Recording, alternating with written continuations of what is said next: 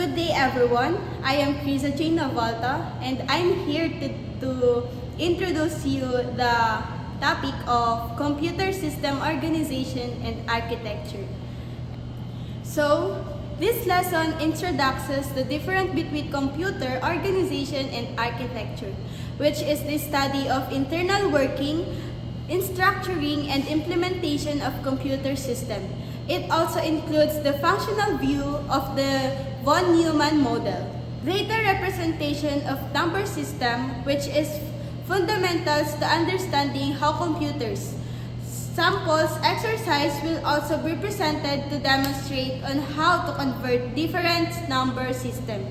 Exercises will be given at the end of the lesson to give a student time to practice before taking the assessment task. And here the learning outcomes. First that we tackled, Mr. Gonzalez, is define and discuss computer organization and computer architecture.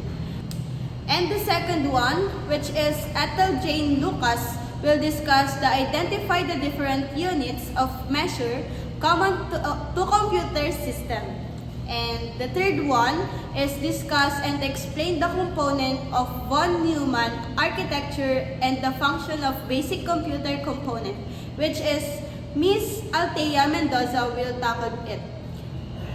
And the fourth one will Miss Talosig can discuss the compute number system for its equivalent presentation. And let's go to the learning content. To have a complete understanding of computer system, it is very important to study both hardware and software design of several computer components. It means that each functionally has to be considered in order to increase the performance of the computer. Computer organization and architecture mostly focuses on the different parts of the computer in order to lessen the execution time of the program and improve the performance of each part. Usually, people think computer organization and computer architecture is the same, but there is a slight difference. Now, Mr. Gonzalez can take over it. So let's move on to define and discuss computer organization and computer architecture. Computer organization is a study of a system from software point of view and gives an overall description of a system and working principles without going into much details. In other words, it is mainly about the programmer's or user point of view. It is referred to our operational units and their interconnections that realize architectural specification and hardware details transparent to programmers, and it involves the studying the major of functional units of a computer and how they work. And let's move on to attributes of a computer organization. So let's move on to control signals. Control signals are electrical or optical pulses that coordinate and manage the operation of a computer or other electronic devices. They ensure that different components of a system communicate and function correctly by sending commands such as read data, write data, or execute instruction. These signals are essential for synchronizing process within a processor, memory, and peripheral devices. Example, consider a traffic light system. The control unit sends signal to switch lights from green to yellow and then to red. Similarly, in a computer, when you press the enter key on your keyboard, a control signal is sent to processor instructing it to process the command, such as submitting for form of executing a line of code. Without control signals, component of a system would not work together efficiently.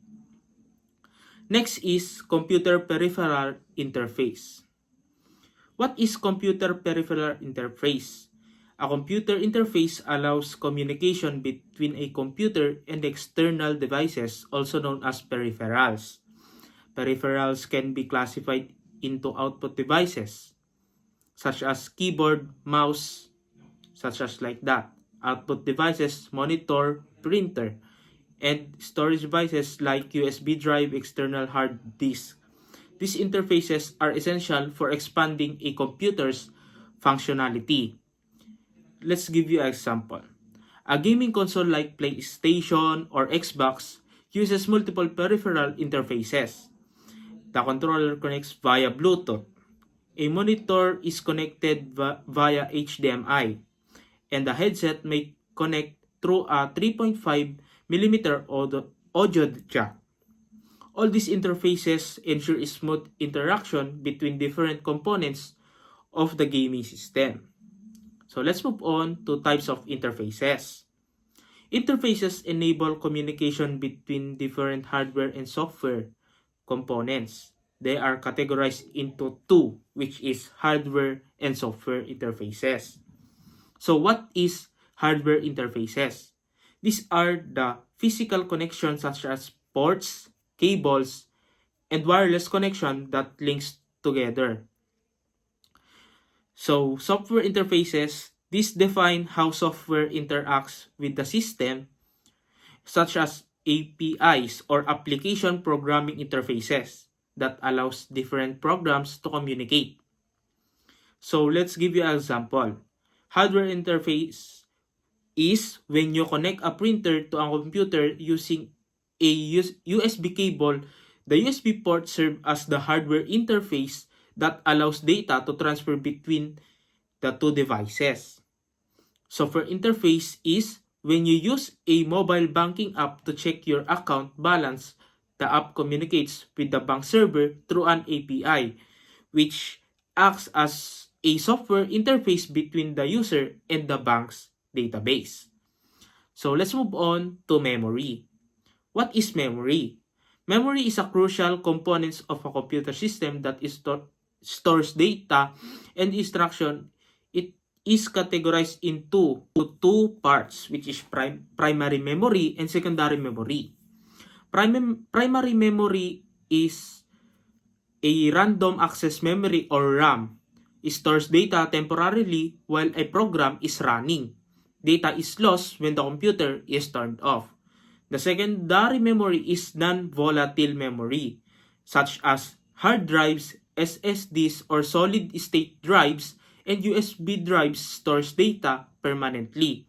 Example, imagine working on a Word document while typing. The data is stored in RAM, which allows you to quickly edit and modify the document. However, if you do not save the document before shutting down the computer, your work will be lost because of RAM is volatile. When you click Save, the data is transferred to the hard drive or the secondary memory, where it remains even after the computer is turned off. So let's move on to computer architecture. Computer architecture refers to the design and structure of a computer system, including its hardware components and the way they interact with software. It determines how data is processed, stored, and transferred within a system. Example, modern smartphone use different computer architectures such as ARM-based processor. ARM architecture is designed for low power consumption and high efficiency, making it ideal for devices. In contrast, most desktop and laptop computers use x86 architectures, which is optimized for performance and multitasking. Next slide is instruction set architecture. ISA or instruction set architecture is a set of instructions that a processor can execute, defining the interaction between hardware and software. It includes instruction for arithmetic operation, the data movement, and control flow. Example, consider a sample calculator application on your computer. When you press 2 plus 3 equals, the processor executes an add instruction from its ISA to calculate and display the result. Different processors have different ISAs. For example, Intel processor use a x86 ISA, while Apple's M series chip use an ARM ASA. Let's move on to data representation. Data in computer is represented in binary. Different types of data such as number, text, images, and audio are encoding using specific formats. Example, text representation. The letter A is stored in binary as 0, 1, 0, 0, 0, 0, 0, 1 using ASC2 encoding. Image representation. A digital photo is made up of pixels each represented by a combination of binary values for red, green, and blue. For example, pure red is represented as 255-0-0 in a 8-bit color system.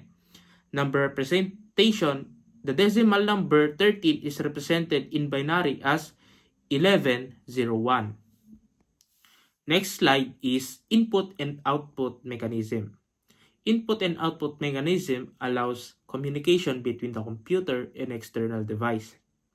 Input devices sends data into the system, while output devices receives data from the system. Example, when you scan a barcode at a supermarket, the barcode scanner acts as an input device that reads the code and sends it to the system. The system then processes the data and displays the product price on the monitor.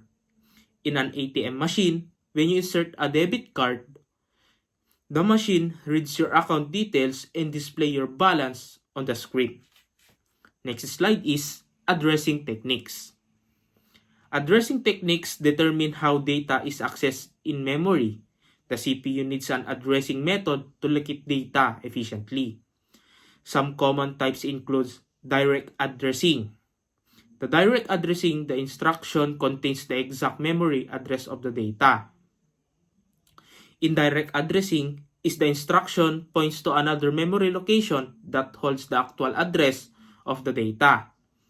And last is index addressing. The address of the data is determined by adding index value to a base address. Example, in a simple program, variables are stored in different memory locations. Suppose a program has a variable x stored at memory address 2001. Direct addressing. The instruction explicitly mentions address 2001 to retrieve the value of x. Indirect addressing. The instruction first access memory address 1500, which is stored the address 2001, and then retrieves the value from there. Index addressing is used in loops where the base address remains fixed but an index is added to access different elements in array. So, in conclusion, understanding these fundamental concepts is essential for grasping how computer system function, control signals, coordinate operation, interface, enable communication, memory stores data, and architecture defines the system structure. The ISAs determine how processor execute commands, while data representation affects how information is stored in process. Input and output mechanism facilitate interaction with external devices, and addressing techniques ensure efficient data retrieval. This principle from foundation is form of modern computing, impacting everything from personal computers to advanced artificial intelligence system. In this presentation, we will explore the different units of measure used in computer systems. When it comes to data storage, we use units of measurement such as bits, bytes, kilobytes, megabytes, and gigabytes, and terabytes. A bit is the smallest unit of measurement in computing, representing a single binary digit 0 or 1. A byte is a group of 8 bits used to represent a single character or numbers. A kilobyte is equal to 1,000 bytes, commonly used to measure the size of small files. A megabyte is equal to 1000 kilobytes or 1 million bytes, commonly used to measure the size of medium-sized files. A gigabyte is equal to 1000 megabytes or 1 billion bytes, commonly used to measure the size of large files. And a terabyte is equal to 1000 gigabytes or 1 trillion bytes, commonly used to measure the size of extremely large files. When it comes to data transfer, we use units of measurement such as bits per second, bytes per second, kilobytes per second, megabytes per second, and gigabytes per second. Thank you for watching and listening to this presentation on units of measure in computer systems. We hope you now have a better understanding of the different units of measure used in computer systems. So now let's move on in the components of von Neumann architecture and the function of basic computer components. So in a computer, it has a complex system. How can we design and describe it? By stating that a computer is a complex system. Think of it like a big, intricate puzzle with many pieces working together, because it's so complex. Like, we need a way to design and describe it so we can understand how it works and build a better one. So the best solution so that we can understand it is the hierarchical system. This introduces the concept as a way to understand complex system like computers. Imagine a pyramid. At the top, you have the whole computer system, and by moving down, you break the computer into smaller parts called subsystems. For example, you might break it into the CPU, memory, storage, and input or output devices. Continuing down, you can break each subsystem into even smaller parts. For example, the CPU can be broken into the control unit, arithmetic logic unit, and registers. At the bottom, you eventually reach the most basic. It's called the elementary subsystems, which are the smallest components that can't be broken down further. Why is this useful? By using the hierarchical system approach, we can manage the complexity of a computer by focusing on one level at a time. Instead of trying to understand the entire computer at once, we can break it down into manageable chunks. Okay, so yeah. At each level of the system, the designer is concerned with structure and function. Structure is the way in which components relate to each other. Function is the operation of individual components as part of the structure. So, structure and function at each level states that at each level of the hierarchy, designers and anyone trying to understand the system are concerned with the structure and function. The structure, in simple meaning, is to how the components are connected and related to each other. Think of it as a blueprint or the wiring diagram. For example, how is the CPU connected to the memory? What kind of connections are these? And in the function, this is to what each component does. What is its purpose? How does it operate? For example, the CPU's function is to execute instructions, while the memory function is to store data. So, yeah. Just like you need to understand the structure and function of each part. In essence, a computer is a complex system that can be understood by breaking it down into smaller, more manageable parts, and by focusing on the structure, how things are connected, and function, what things to do at each level. Next, the basic computer functions. So, wait. The main idea in this is what computers do. This focuses on the core things as a computer needs to be able to do so. Think of these as the fundamental skills a computer must have to be useful. Number one is that data processing refers to the process of collecting and manipulating raw data to yield useful information. What it means is that the unprocessed information like numbers, text, or images and turning it into something meaningful and useful. In simple terms, it turning messy information into organized and useful information. Next one is the data storage is a general term for archiving data in electromagnetic or other forms for use by a computer or device. It means for saving information for later use. This could be anything from documents and photos to music videos, and remembering and keeping information safe for future purposes. Next is the data movement. A computer must be able to communicate with outside world. Data must be accessible to devices outside computer.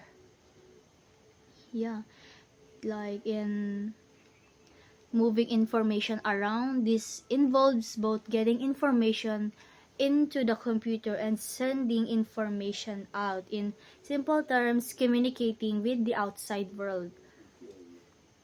And it has a two types of data movement: the peripheral and data communications.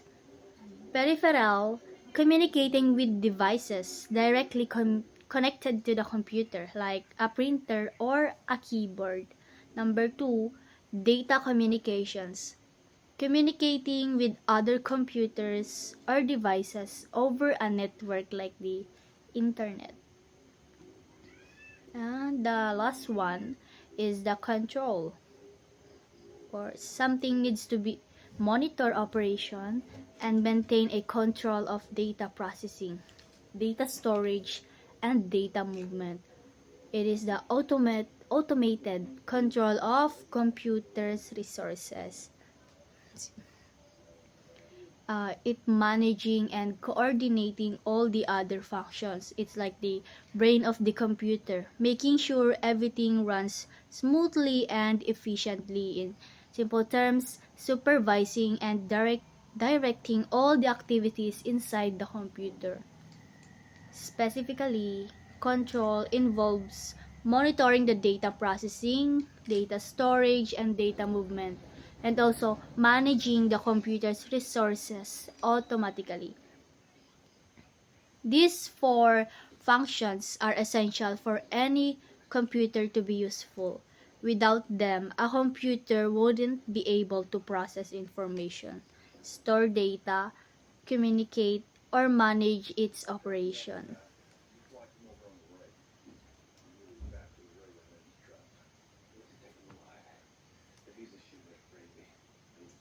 So now let's discuss the functional view of the von Neumann model. The von Neumann model consists of 5 major components. Number 1 is the input. Like it means that how you get information into the computer. Examples: a keyboard for typing, a mouse for clicking and moving, and a microphone for speaking. Also a scanner for digitizing documents. It's in simple terms, it's how you tell the computer what to do. Next one is the output. How the computer shows you the results or information from its processing. Getting information out of the computer, like the printer or the monitor. A monitor for displaying text and images. A printer for printing documents. And also, it can be a speaker for playing sound. It's how the computer shows you what it has done. So next is the arithmetic logic unit, or ALU, the part of the computer that does all the calculations and logical comparisons. A unit in a computer which carries out arithmetic and logical operations. Simple words, terms, it's where the computer does all the math and it makes decisions as well. Next is a memory, where the computer stores information, both data and the programs it's running. Example, this is the RAM, or the random access memory, for temporary storage, hard drives, SSDs for permanent storage. It's where the computer remember things. And the last one, the control unit, the part of the computer that directs and coordinates all other parts. It fetches instructions from memory, decodes them, and tells the ALU, memory, and input or output devices what to do. And it is also the control unit makes sure that all the other parts perform their tasks correctly and at the correct time. In essence, this is explaining the fundamental parts of a computer and how they work together to process information, just like the organs in your body work together to keep you alive and functioning. That's all. Next. For instance, if you have the sets of blocks, each block represent a different value to build something. You need to combine these blocks. So this is the similar how to computer represents information. Number systems are like set of blocks, and the way we combine them to determine the information we can express. So for decimal systems, base 10, our everyday systems, we use the techniques 10 symbols, which is 0, 1, 2, 3, 4, 5, 6, 7, 8, and 9 to represent numbers in the decimal system. So each position in a number has a values that's power of 10. Rightmost positions 10 caret 1 equals 1 means 1 place. So the next positions 10 caret 1 equals 10, so 10 place. Then 10 caret 2 equals 100, and then 100 place, and so on. For instance, the number 357 represents 3 times 10 caret 2 plus 5 times 10 caret 1 plus 7 times 10 caret 0 equals 300 plus 50 plus 7 equals 357. So in a binary system, base 2. The computer language, computer use only two symbols, 0 and 1, called bits. Binary digits, each position in a binary number represents of power of 2. So rightmost position 0 caret 2 caret 0 equals 1 place, and next position 2 caret 1 equals 2, which means 2 place. Then 2 caret 2 equals 4, then 4 place, and so on. For instance, the binary number 1011 represent 1 times 2 caret 3 plus 0 times 2 caret 2 plus 1 times 2 caret 1 plus 1 times 2 caret 0 equals 8 plus 2 plus 1 equals 11 decimal. For octal systems, base 8, this is a shorthand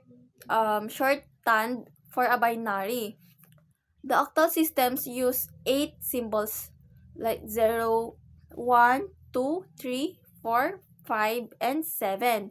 So it's a convenient way to represent binary numbers because each octal digit corresponds to 3 binary digit, a group of 3 bits.